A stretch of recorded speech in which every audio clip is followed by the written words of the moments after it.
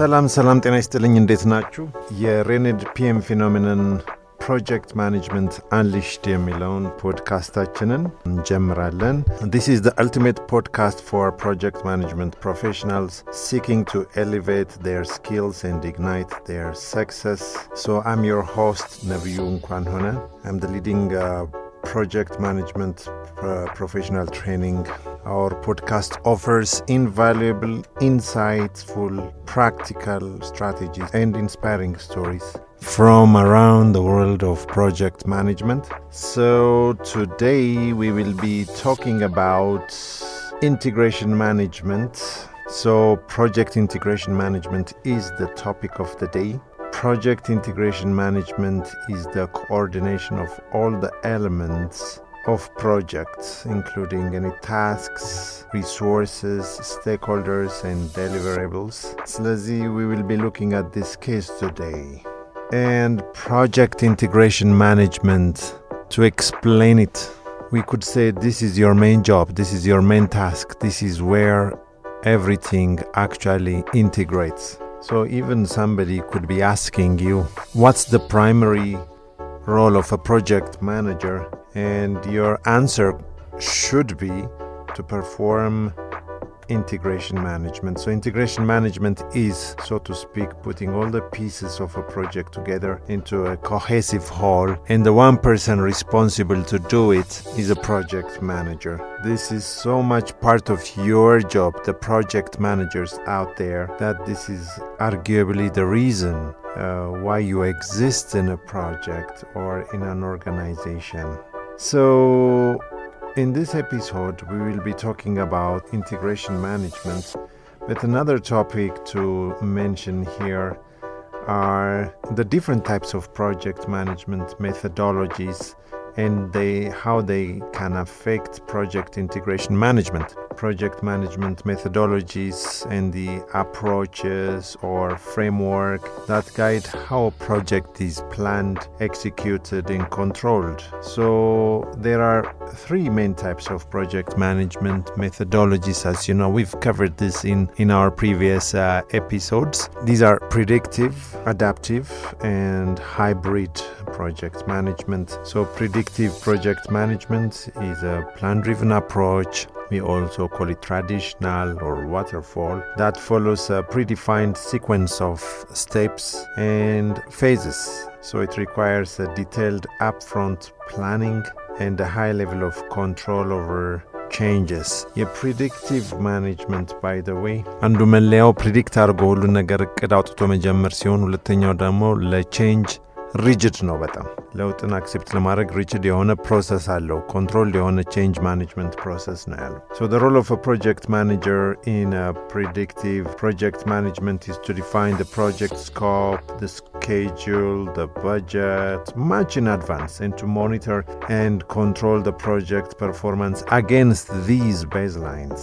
So the project manager also has to manage changes throughout this project. So formal change control process exists, and this will help that all stakeholders are informed and the project is aligned and always going towards or within the project management plan.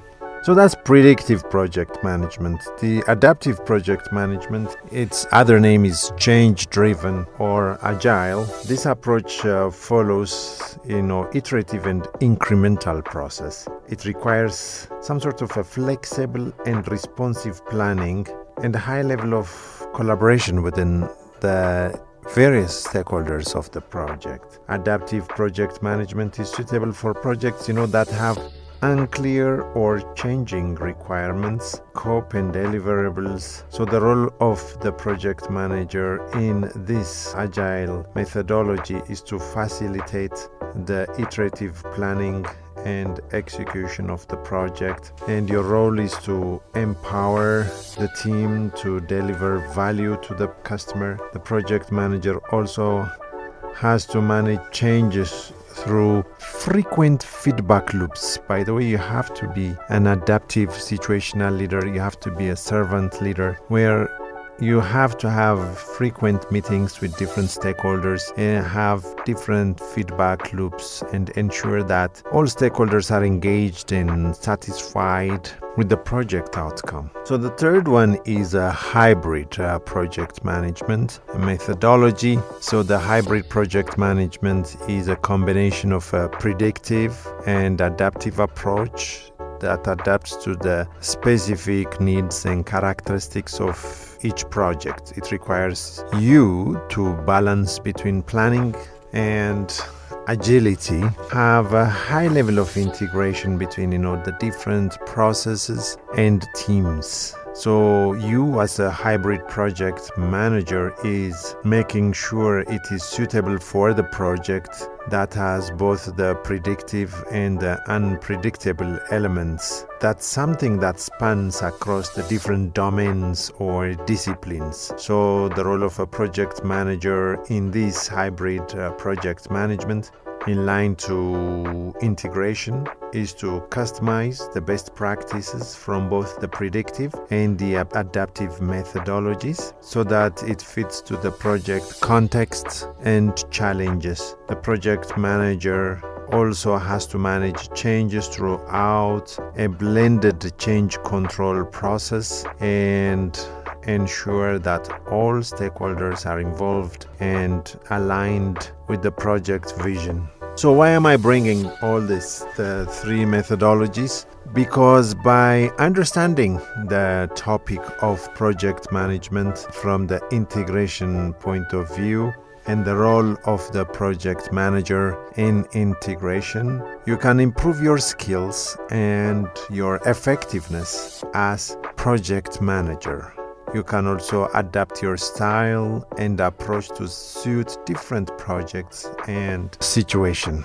So you are the most important person in a project, because you are an integrator now, because things come and get integrated at your level. For you to be that integrator, you have to have a bird's eye view of the project. So in the initiating process group here, your main job is to have a project charter.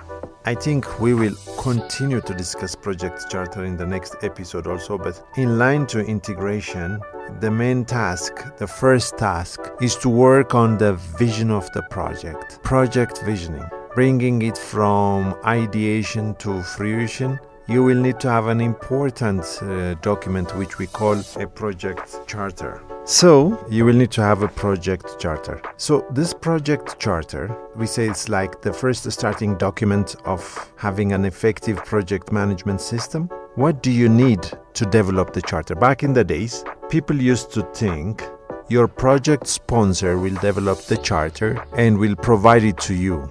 But eventually it was figured out that most project sponsors don't even have an idea about the charter, or they are not even sophisticated enough to put their idea to paper in such a format and to provide it to you. So it's your job to develop the project charter. Of course, there are well-versed project sponsors who can provide you as well. But if that's not the case, you need to develop the project charter and get it signed by the right authority in the company. To develop the charter, what do you need? You need different inputs and ideas. So the main one is the business documents. We say the business case. Why did they get into the project on the first place? What is it that they want to achieve from this project? You need to have the benefits management plan. Who benefits from this project during, the planning process, during the executing process? Who benefits at the end of the project? Who are the internal benefiters or the external ones? Any agreements that you have signed, any contracts,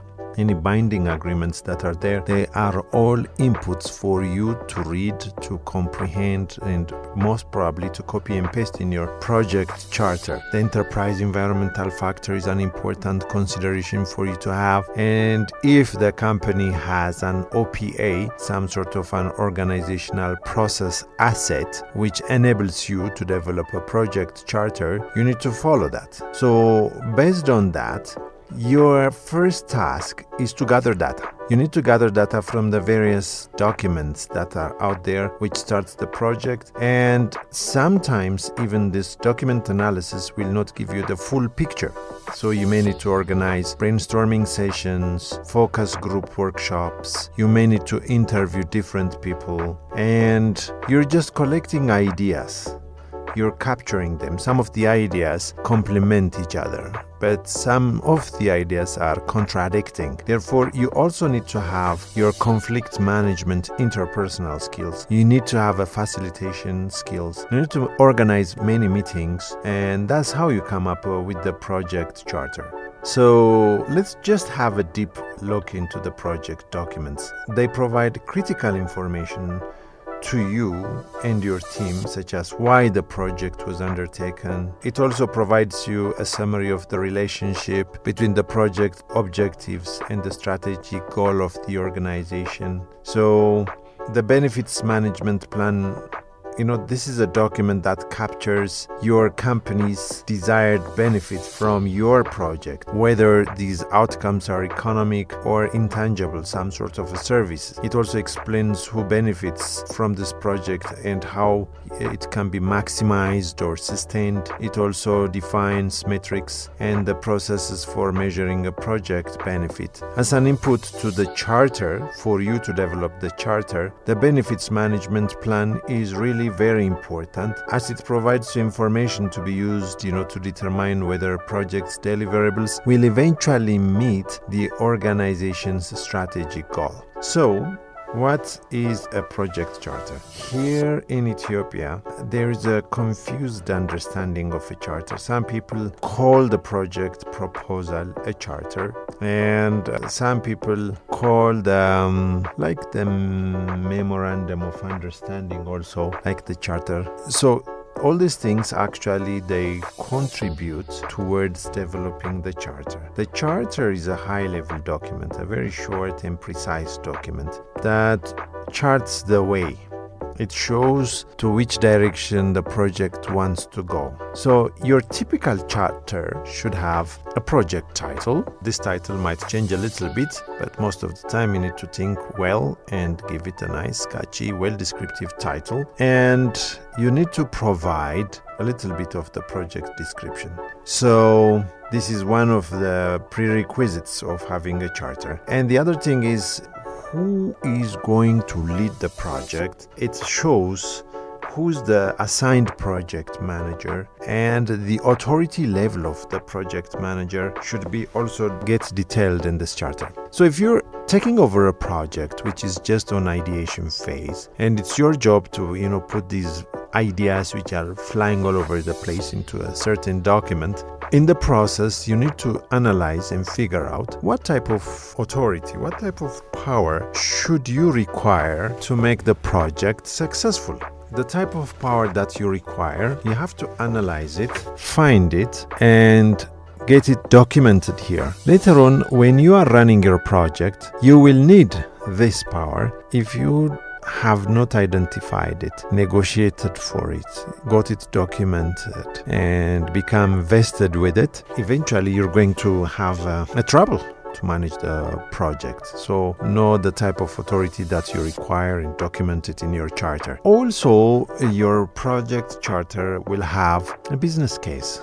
Why is this project being done? On what financial or other basis can we justify this to be a project? So you have to mention the business case, whether your company is doing it for competitive reasons, or is coming up with a new product, or is expanding services, or is trying to cut costs, is really looking into the future, is being a proactive company and coming up with a project idea which makes the company fit for the future. So define that, capture it. Who are the resources that are pre-assigned to you? So you're just now starting the project, and a metrics organization or a functional organization, you may have resources which are already working in the main organization, in the main company, and this could be pre-assigned to you. The other resources, the human resources that you will have, we will be discussing about them in the upcoming sessions, some 5 sessions later. And and we will see how you will develop a vacancy, coming up with your resource management plan and coming up with your staffing management plan, and what processes you will go through to get your required level of human resources. Also, in your project charter, one of the things that you have to consider is understanding and listing your key stakeholders. So, as known to date, of course. So, who are stakeholders? Stakeholders are who will affect or be affected by your project and what type of influences they have on your project. When it comes to stakeholders, think of the 3 I's. So interest, influence, and impact. So always consider that, have a list, detail them down and analyze whether your project is going to positively or negatively impact your project stakeholders. Whether certain stakeholders,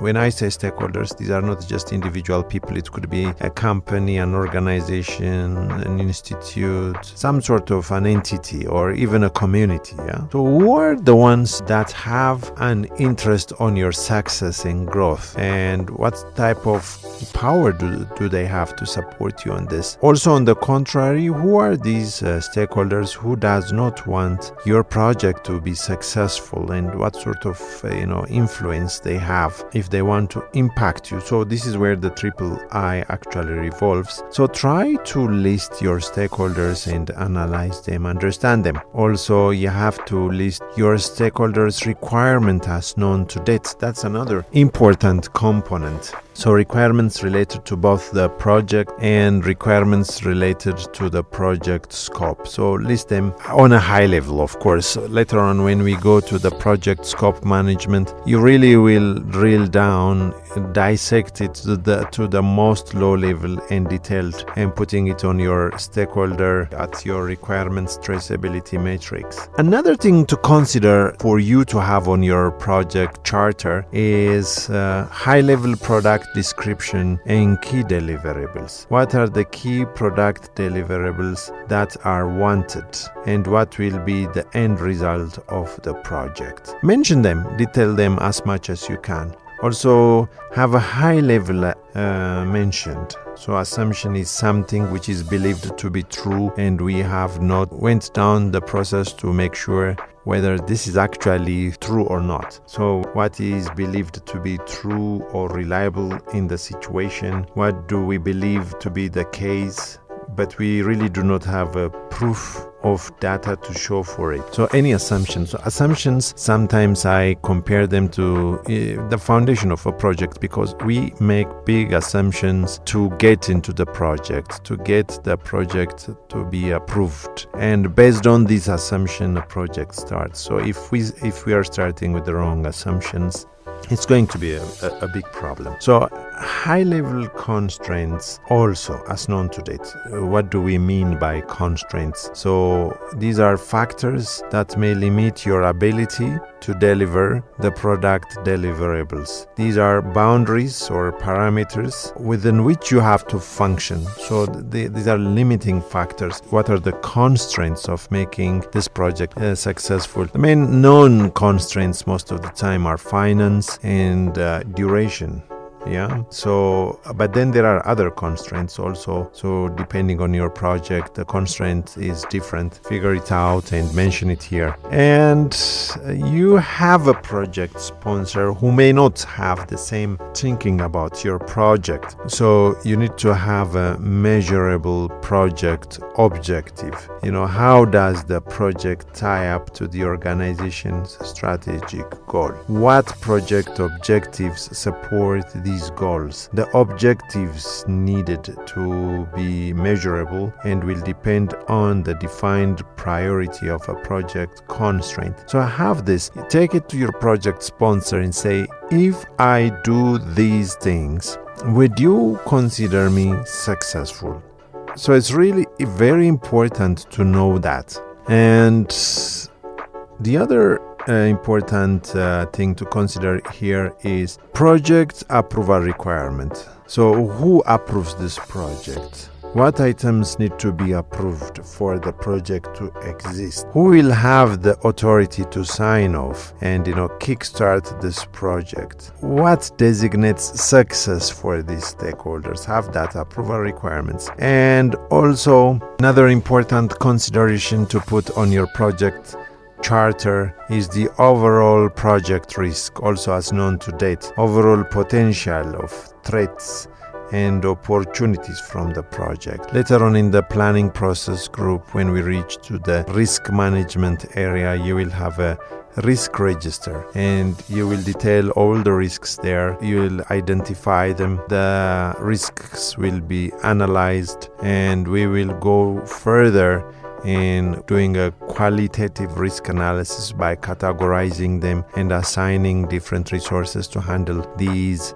further analysis. And then you'll have a quantifiable step to do where you come up with the strategies to manage risk. But for now, you just write the overall project risk as known to date. And what are the project exit criteria? If you want to stop the project, if you want to terminate the project, what are the exit criteria? What needs must be met so that the project manager will be able to know whether this can be closed or to close it or to even recommend a termination. So all these points have to be in a project charter. So mind you, these are all pointers. So have these things on your project charter. Now your project has an idea where it wants to go, in what direction. You're really charting your map here. At the end, the project sponsors authorizing this project, also they have to sign here. So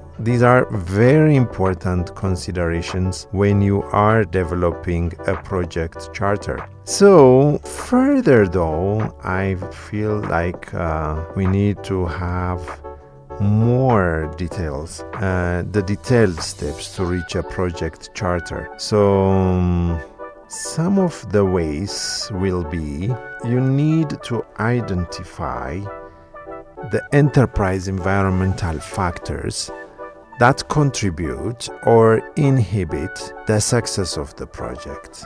You need to determine the company culture and existing systems. Also, you need to collect all processes, procedures, and historical information. And you really are gathering all the ingredients here. And you're highly advised to divide large projects into small phases or small groups. So we already discussed that you need to understand the business case and the benefits management plan, but use your imagination, use your different tools like brainstorming, focus group workshops to uncover initial requirements from all the stakeholders that you already listed.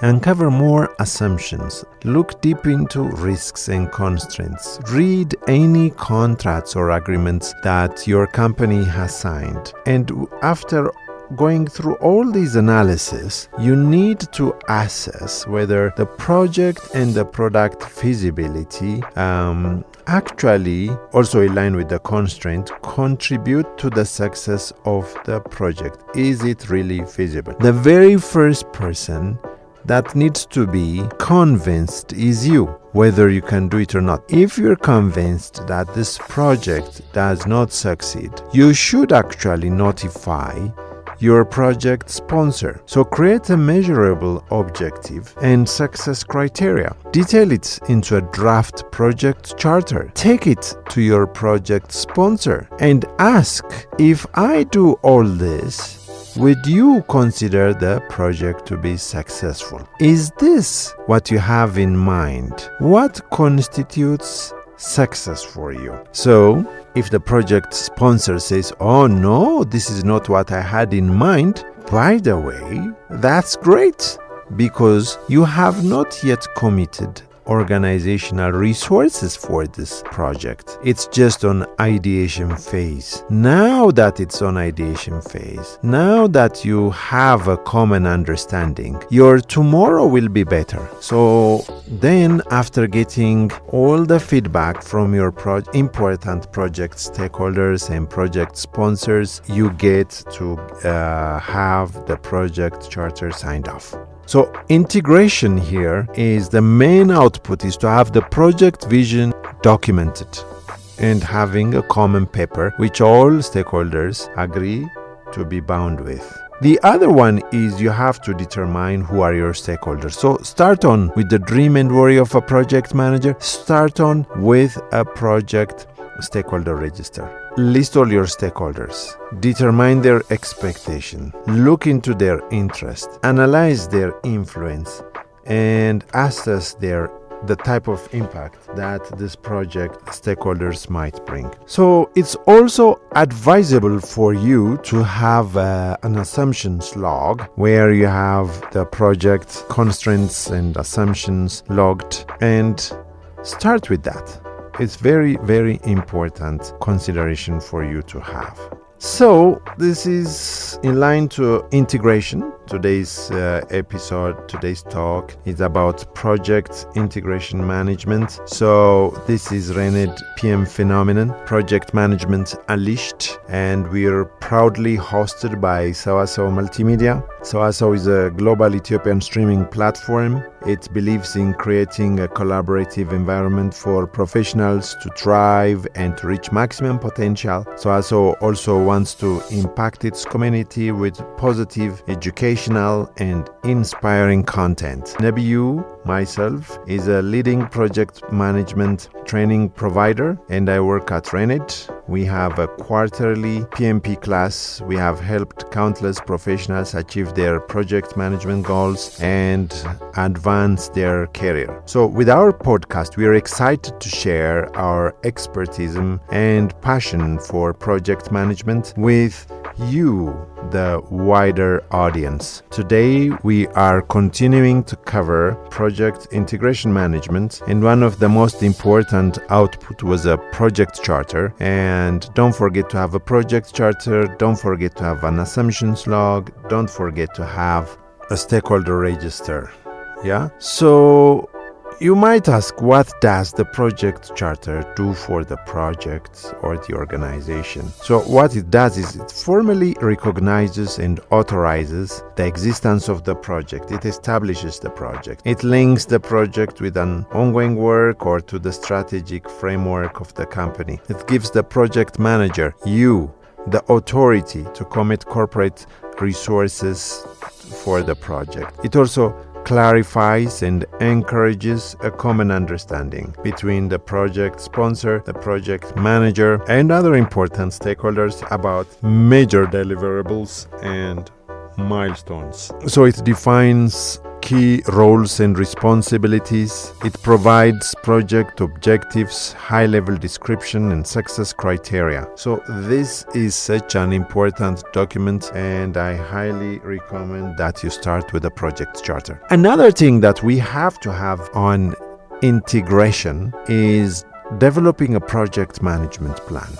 So the project management plan has to be in line to the charter. Your job is to translate the charter into a project management plan. You further need different tools, again, like brainstorming, might have checklists, focus group workshops. You might employ the technique of interviewing, and from your interpersonal skills you will need conflict management techniques, facilitation techniques, meeting management, and come up with a project management plan. So another confused document is a project management plan. Most people think you get everything in the project management plan. The project management plan is kind of an indicative a directive, a guideline, መመሪያ ብለን የምንለው በአማርኛ, is a document which dictates how things are done. In fact, I have this song that rhymes here. This is how we do it document.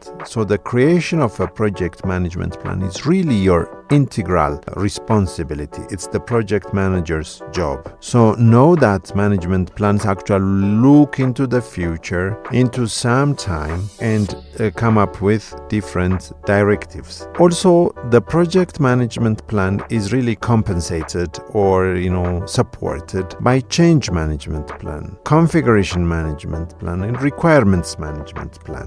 What does the change management plan help you here? The change management plan describes how change will be managed and controlled in line to the project management. So this is really an important element for you to understand here. So once the project management plan has been completed, you, the project manager, should use it to help you manage the project on a day-to-day basis. Just as projects are unique, so are their project management plans, by the way. So plans should first and foremost guide the project execution by helping the project manager lead the project team and assess the project status. It is not just a document that you create for sponsors or to show to some key stakeholders. So although it may evolve over the life of the project because of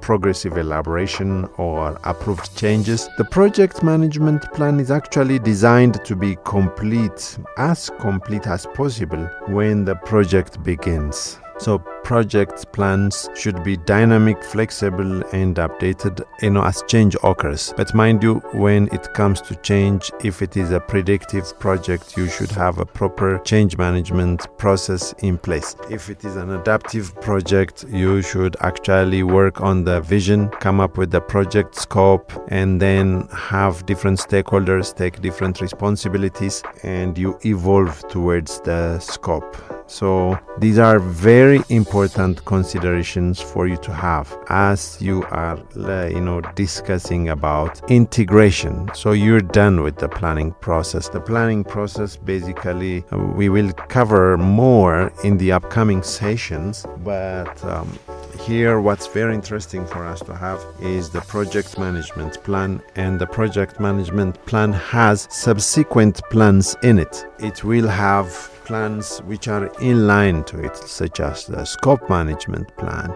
the schedule management plan, the cost management plan, the quality management plan, the resource management plan, the communication management plan, the risk management plan, the procurement management plan, the stakeholder management plan, the change management plan, the requirement management plan, and the configuration management plan. These are all part of the project management plans. So once you're done with the planning process group, in integration, your other job is to manage project knowledge. But before that, your job is to direct and manage project work. The word direct and manage project work indicates that you're a leader as well as you're a manager. Much of your time should be spent on leading. So whenever you are approving costs, it's considered as if you are directing and managing a project work. Whenever you're giving feedback to people, you are directing and managing project work. Whenever you are part of a procurement committee for the project, you are directing and managing project work. The many different tasks that you do in a project, we call them direct and manage project work. So while you are directing and managing project work, you need to manage project knowledge. So project knowledge is very important. How does that happen? Your company has an OPA, organizational process asset, where it has two subdivisions. Number one is the processes, procedures, and all that. And number two are the knowledge repositories. These are two cases combined, and we call them the organizational process assets. So how are knowledge accumulated in an organization? This happens because lessons learned are recorded in your OPA, and whenever you are are managing your project, you actually refer to the OPA. Thereby you're getting all the latest procedures and all the latest knowledge. While your project is being executed, while it is being managed and run, you learn new things. You have new lessons learned. So this has to be captured into your lessons learned register, and you're actually managing a project knowledge here. Therefore, you may not repeat the same mistake, or you may not go the same path. So all these findings will actually impact other current projects. So they will also get to have the comfort of the new knowledge, the opportunity to learn from it and not to repeat probably the same mistake. And this will eventually be going towards your organizational process asset, and your company becomes better by updating its OPA. Yeah. So these are the things that you do while the project is being executed. While the project is being monitored and controlled, your job is to monitor and control the project work. For that, you need, of course, the project management plan. Which component? Any component. All components of the project management plan. You need to refer to your assumptions log whenever you are, auditing, whenever you are monitoring. You need to understand on what basis, on what assumption did they reach here. You want to figure that out. So have a look at the assumptions log. And you need to have common basis of estimating. You need to have your lessons learned, any milestones so that you know where you are in the project, any quality reports if they are out. You need to refer to your risk. You need to see any work performance information that has come to you. Don't forget to refer to any contract, terms and conditions. So with all that, you do, analysis, alternative analysis, cost benefit analysis, earned value analysis, root cause analysis, trend analysis, also use variance analysis and make a decision. So based on that, you will have a work performance report, and you yourself, somebody else in the project could recommend a change request. So this change request also should be managed in the monitoring and controlling process group. So one important activity that we have, the perform integrated management.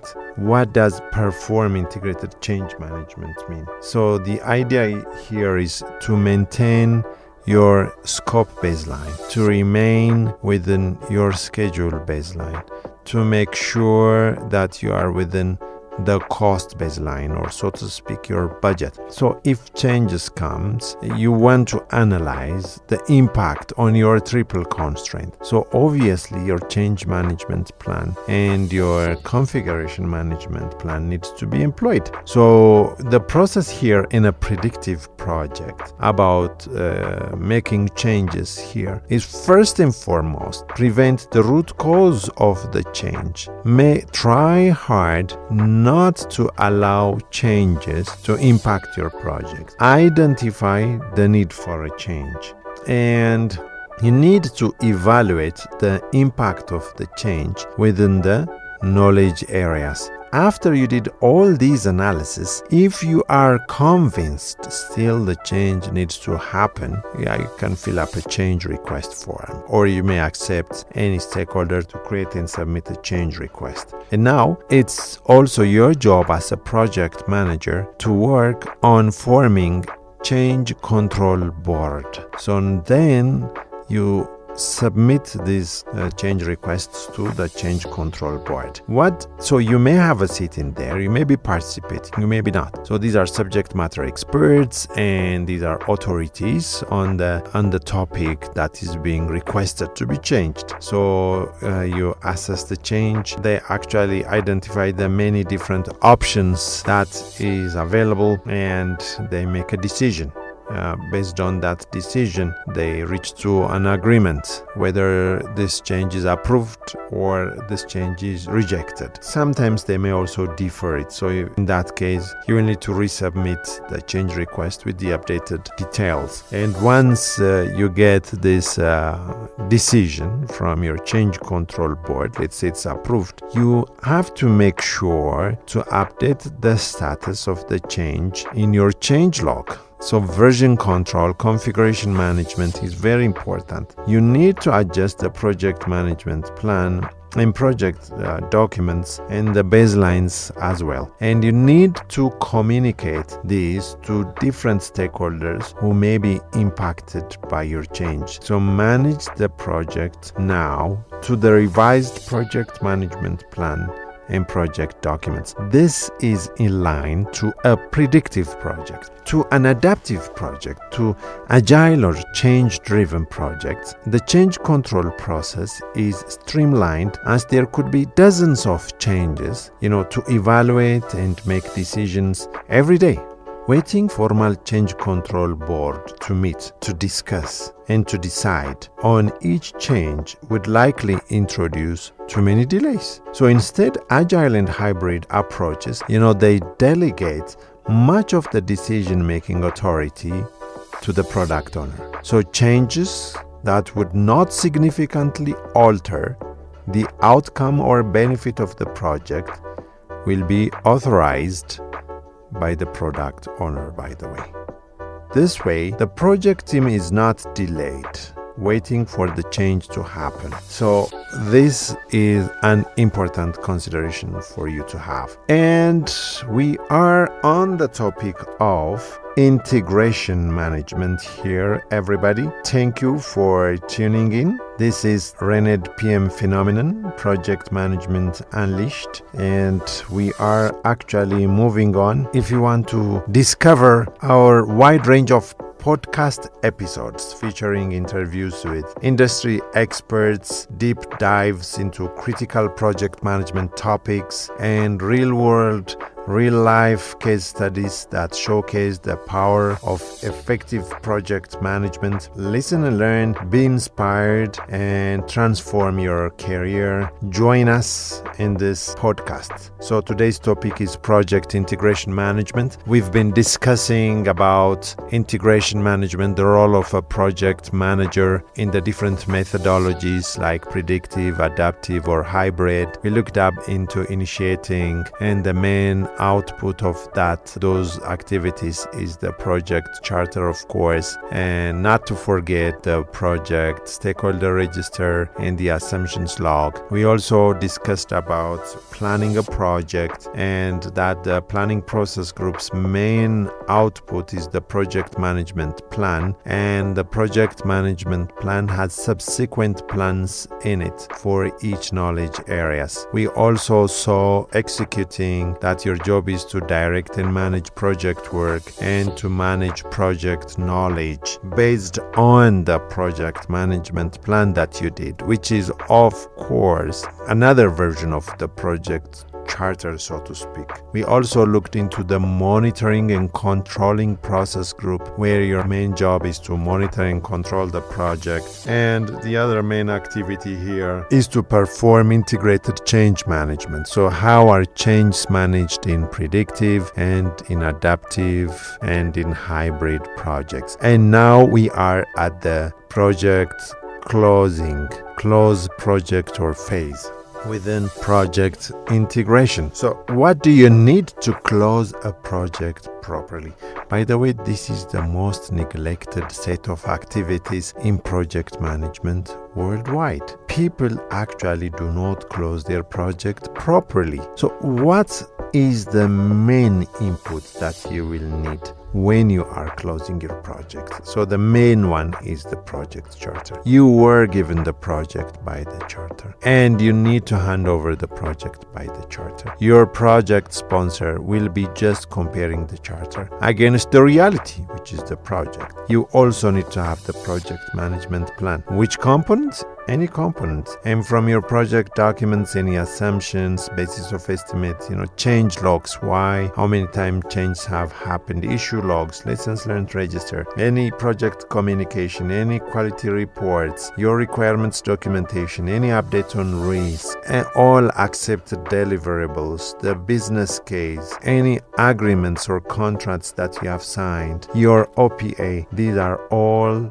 part of the closing process. They will help you to close the project properly. So while you are in the closing process group, make sure that you confirm all work is done as per the requirement, that you complete all procurement closure, financial closure, that you gain final acceptance of the product, that you hand over any product that is left with you. And then make sure you solicit feedback from your customer about the project. How did we do when the project was going on? So you need to complete all performance reporting. And it's an amazing PM item that you have to index and archive records for future use. You need to gather final lessons learned and update your project knowledge. These are some of the activities that you need to do to,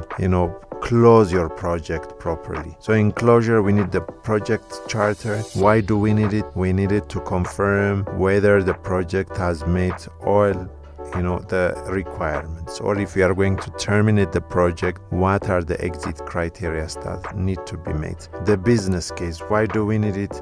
To validate that the business case has been achieved and fulfilled. The benefits management plan, why do we need it? To evaluate and report on benefit delivery. The project management plan, why do we need it? To confirm that all planned work was completed within baselines and approved changes. The deliverables, why do we need it? To complete the final review for acceptance and transitioning into an ongoing operation. The lessons learned register, why do we need it? To achieve to archive lessons learned into the lessons learned repository, which will impact your knowledge repository, which is part of the OPA. The risk register, the risk report with final data on which risks occurred and how the strategies worked to confirm that all risks were managed successfully. The change log, to evaluate the number of changes and the impact of these changes on the project. And finally, but not last, it's the agreements or procurement document, because you want to confirm that all contracts are done as per the contract and all contracts are actually closed. So I think we're done for today. Thank you for joining us on RENED-PMPhenomenon, and I hope you enjoyed our today's session. It's about project management's integration. We covered many topics. Make sure you have a project charter, make sure you have a project management plan, and make sure you're managing the project as per the project management plan. Make sure you have a change management, configuration management process in place. Make sure that you have a way to capture lessons learned and update your knowledge base, and make sure that you close your project properly. Don't forget the different methodologies like predictive, adaptive, or hybrid, and they have their own constraints or processes when it comes to managing projects. So I really thank you for tuning in, and that's it for today. So please subscribe, download the Sewasew app, connect with us on social media. If you're interested in the quarterly project management training, join us at RENED. Don't miss an episode of the RENED-PMPhenomenon Project Management Unleashed. That's it for today, folks. Thank you so much.